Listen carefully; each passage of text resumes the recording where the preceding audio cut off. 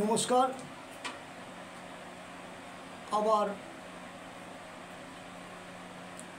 Programme করতে এলাম অনেক দিন পরে।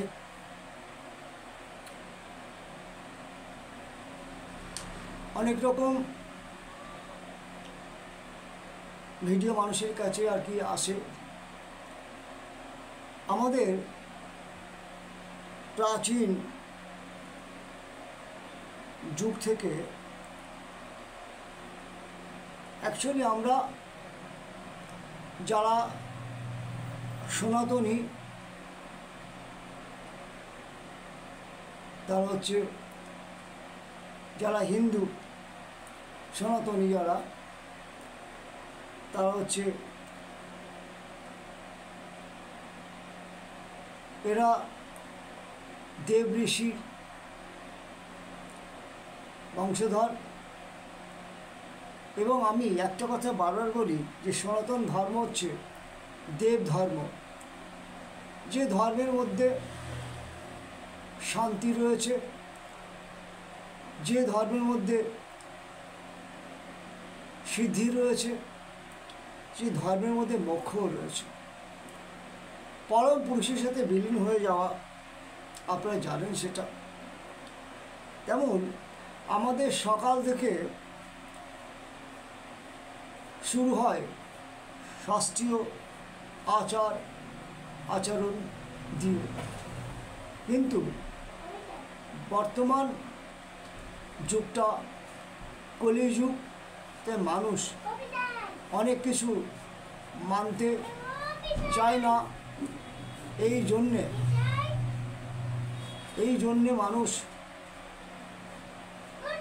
অনেক যারা সেকুলার তারা তো একদম মানতেই চায় না। কিন্তু আমাদের সনাতন ধর্মের যেহেতু আমরা লোকজন, যদি আমরা শাস্ত্রকে সম্মান করি এবং যে সনাতন ধর্ম অত্যন্ত আধুনিক এবং যে ধর্ম চর্চা করলে দেখা যাচ্ছে যে রাষ্ট্রই করুক না কেন সেই রাষ্ট্রর প্রগতি হয়, উন্নয়ন হয় এবং আধ্যাত্মিক শান্তি পায়। যার জন্য আজকের আমেরিকা বলুন, আপনার জাপান বলুন, রাশিয়া বলুন, যে আফ্রিকার অনেক দেশ বলুন, দেখা যাচ্ছে এই সনাতন ধর্ম একটা সময় সারা বিশ্বময় ছিল। আবার কিন্তু আস্তে আস্তে কিন্তু এই সনাতন ধর্ম পৃথিবীর 1 নম্বর ধর্মে কিন্তু পরিণত হবে এবং মানুষ সেটা বুঝতে পারছে। তাই আজকের আপনাদেরকে বারবার অনুরোধ করব যে আজকের ভিডিওটা অত্যন্ত গুরুত্বপূর্ণ হতে চলেছে। আপনারা খাতা একটা পেন নিয়ে বসবেন, আমি যেভাবে বলবো সেভাবে আপনারা লিখে নেবেন, যেটা আপনাদের পক্ষে অনেক মঙ্গলদায়ক, অনেক ভালো কিছু হবে।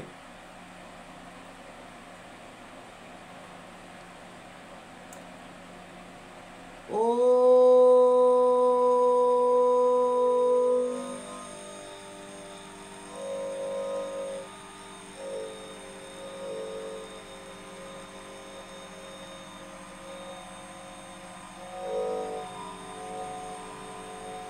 নমঃ শিবায় নমঃ। আমার সিদ্ধেশ্বরী মায়ের চরণে কোটি কোটি প্রণাম, আমার তারা মায়ের চরণে কোটি কোটি প্রণাম,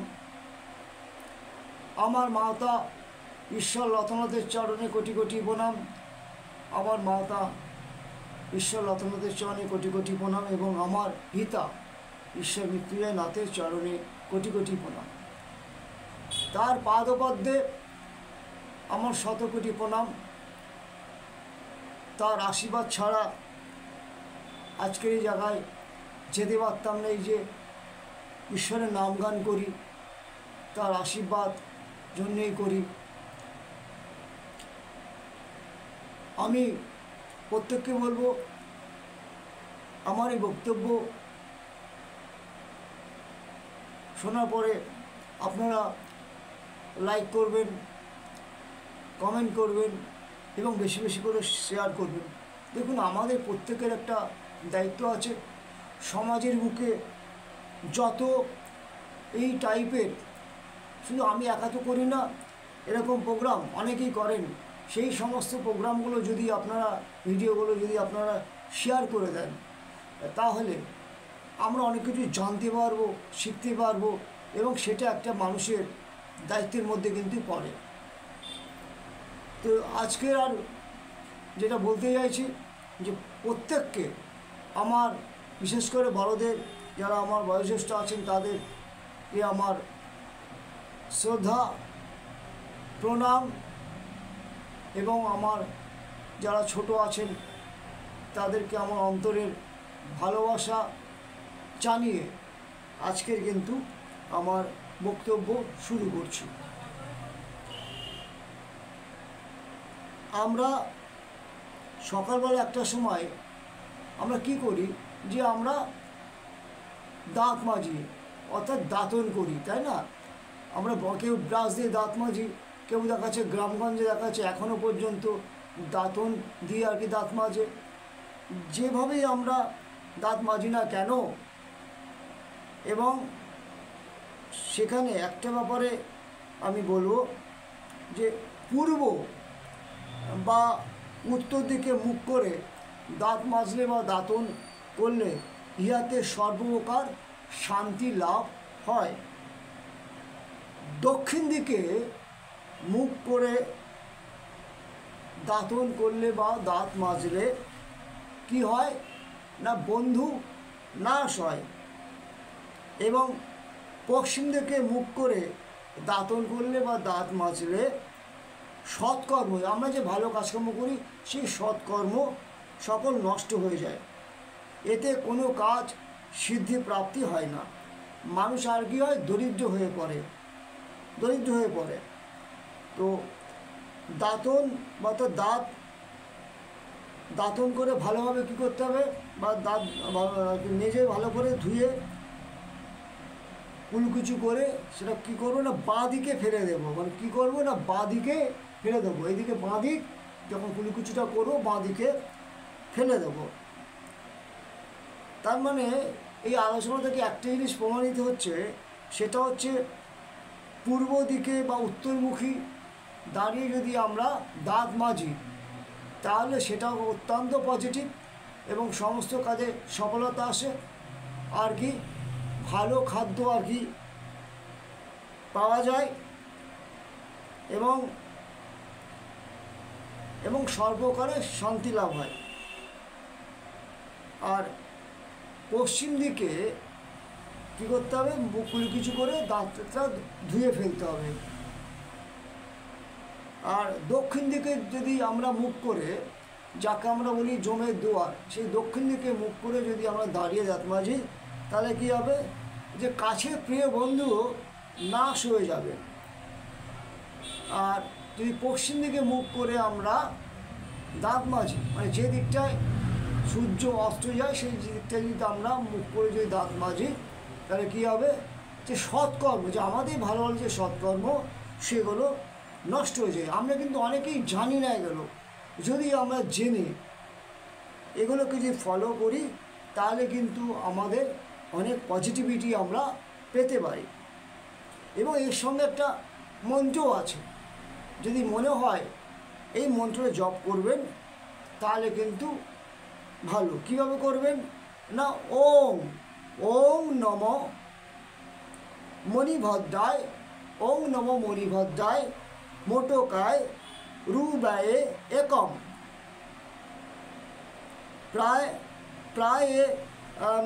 প্রায় ছান্তু। এই মন্ত্রটা যদি জপ করা যায় 8 বার, ওই দাঁতন করতে করতে, অর্থাৎ দাঁত মাজতে, ওম নম মণিভদ্রায় মোটকায় রূপবায় একম প্রায় শান্তু বিধি। এইটা যদি করা যায়, এই বিধি মতন এই মন্ত্রগুলো জপ করা যায়, তাহলে দেখা যাচ্ছে অনেক উপকার হতে পারে। তাহলে ওম নমো মণিভদ্রায় মোটকায় রূপায়ে একম প্রায় এ শান্তু, এই মন্ত্রটা জপ করতে হবে। আমি যে একটু বানান বলে দিই, যে প্রথমেই পেন খাতা নিতে বলেছি কেন আপনার সুবিধা হবে। ওম, ও দিয়ে বলে চন্দ্রবিন্দু, ওম নমঃ দন্তের নম বিসর্গ নমঃ মণিভদ্রায়, ম মধ্যম আসে মণি, ভ দয়ের ফলে আকার অন্তস্থ মণিভদ্রায় মোটকায়, ময়কারটা মোটো, কয়াকার অন্তস্থ কায় মোটকায় রু ব্যয়ে, রসক রু বজল আকার অন্তস্থয়কা রু ব্যয়ে সেদিন, রু ব্যয়ে একম, একম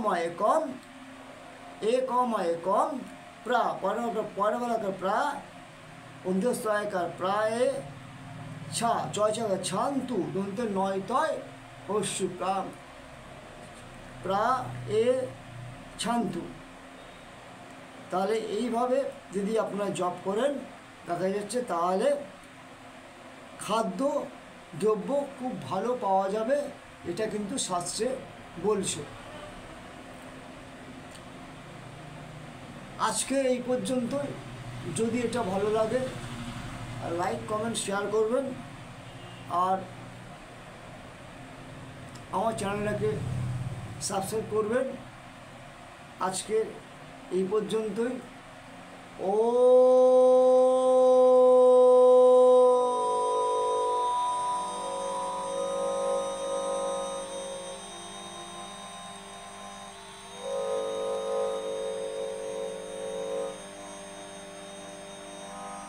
নমঃ, ও